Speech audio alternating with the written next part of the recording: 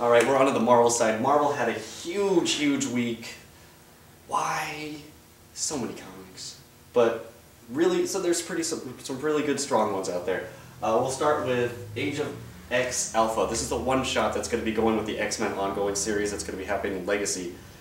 Really good one-shot. It delves into, basically, there were no X-Men ever. Humankind is basically bringing mutant kind down to extinction, and they have a band that get together to take back what they have. Really good starting off point. The writing was really good, the characters that they're using are amazing. The Cyclops story especially in here. Just good, just amazing. Read it. Pick it up. No one else is. Do it. Uncanny X-Force. X-Force has been an amazing title all the way through. The ending in this too will just completely shock you. These, they just go out, destroy. It's what X-Force should do. I mean, when you got Wolverine leading a team, even though he's on every single team.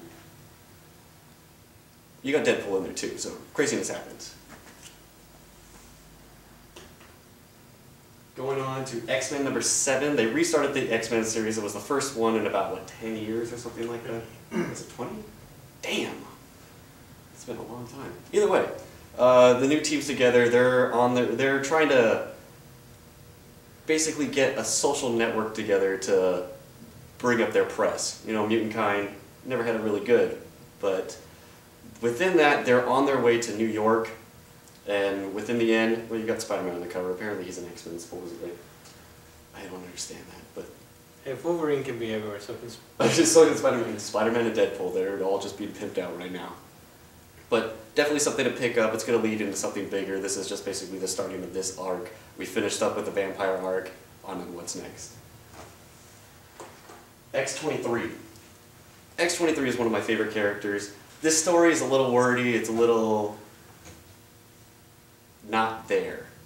The lead up at the end though, what's going on with the Sinister clone, definitely something to look forward to. I'm hoping they do something really good with that character, and if you need your Gambit fix, he's in this too. We got the Ultimates for Marvel. One of my personal favorites has been the Ultimate Universe, although lately we know there've been a lot of hit or misses. This is Bendis' Ultimate Doom. It's the end of his trilogy, or another Ultimates trilogy.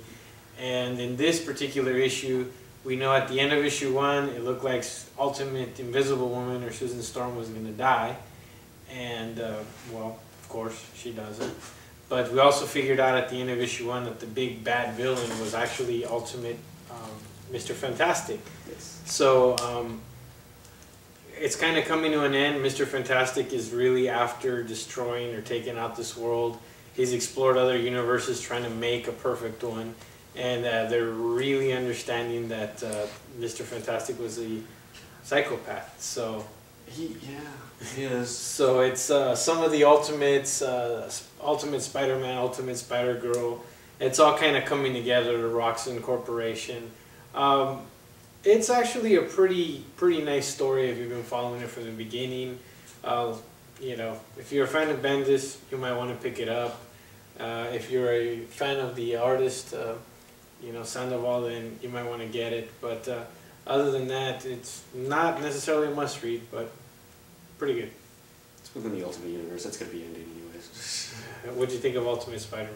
Oh, Ultimate Spider-Man. Kill him already. Seriously? You're going to be doing a Death of Spider-Man? Just bring it on. Honestly, this one, it's building up to that point, but this was just too much build-up. Gwen Stacy's back in the picture. Iron Man makes a little special appearance. He's training Peter on becoming a hero, which I don't understand why he needs training. From an alcoholic. That's true. Yeah, he's a very desirable teacher. Other than that, it's very wordy, very lengthy. I'm really hoping that this is a build-up to something better, but we'll see how it goes. And Ultimate Avengers 3. This is the end of this arc. More vampires. More vampires. But they're... It's just fucking Twilight. It was a fun ending. It was nice. It was nice. The way that everybody, you know, how it all wraps together. I'm not going to spoil anything for you, but fire. Lots of fire. Really good. Writing on this one was actually really decent. The end page 2 is going to be leading up to Ultimate Avengers, or Ultimates versus the New Avengers, which I'm kind of excited about. I want to see how that goes. Yes, Ultimates versus, or New Ultimates versus Ultimate Avengers. So many damn Avenger books. And there's so many Ultimates right now, but whatever. Yeah, but Mark Miller's writing, and yeah, I love the ending. He's always got those just kind of sarcastic, witty, endings. Yes. Yeah. And it works. It does. Speaking of Avengers, we had a large helping of Avengers stew this week. Secret Avengers issue 9, one of my personal favorites, written by Brubaker, and the art is being done by Diodato. I'm sorry, I spaced. You can edit that, right? Yeah. The art's done by Diodato. It continues with the resurrection of Shang-Chi's, or the Master of Kung Fu, his father. And we know last issue they took Sharon Carter hostage. There's going to be an exchange for her and Shang-Chi. And the introduction of John Steele from the Marvel's project. And we know who was a super soldier before Captain America. And now we're finding out maybe he's the reason why Steve has the serum. In fact, Cap gets his butt whooped going up against him pretty much. A lot of background on the character. I recommend picking up the series. It's pretty cool. Nice mix of Avengers. Take that, new leader of S.H.I.E.L.D.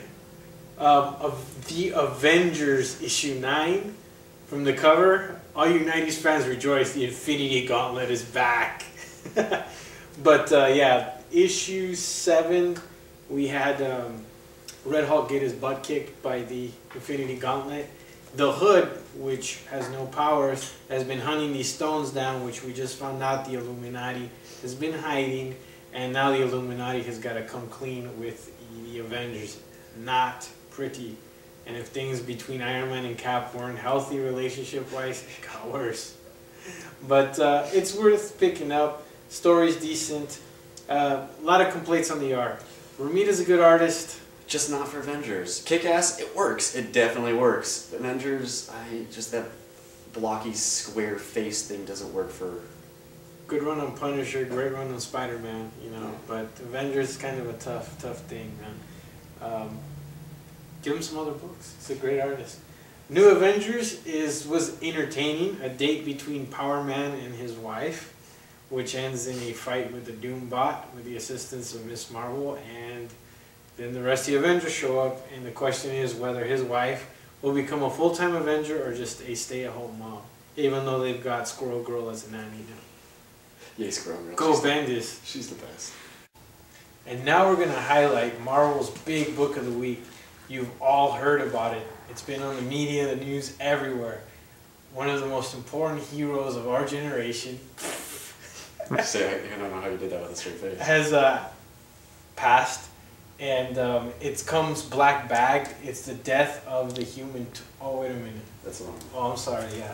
I got mixed up with plagiarism. That's just usually how it works. But yes, Johnny Storm is dead. That's why I'm in my funeral attire. No, it's not. I just got off of work, but still. Really? Really? Does anyone really care about Fantastic Four anymore? The shame is that it's actually been a really strong title. It's a team that's not really too popular, and the way to really do them justice is you have to write the villains well.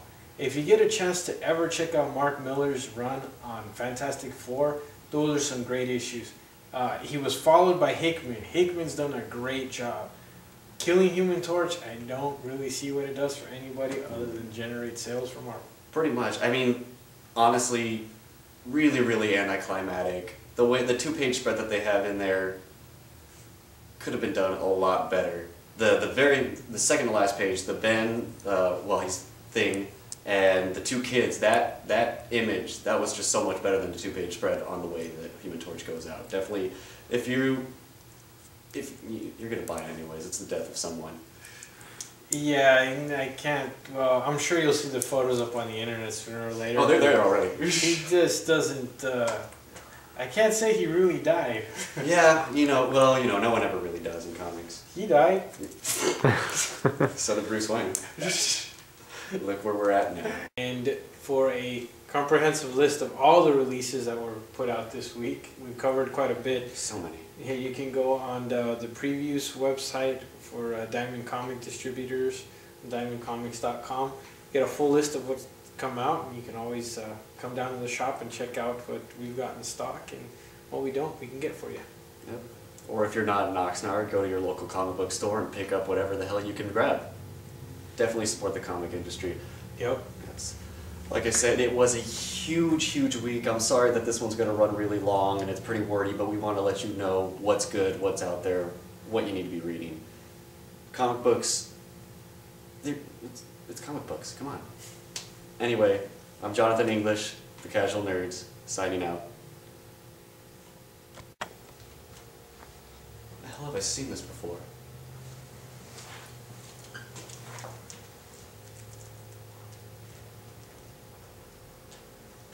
Oh! Fuck you, Marvel.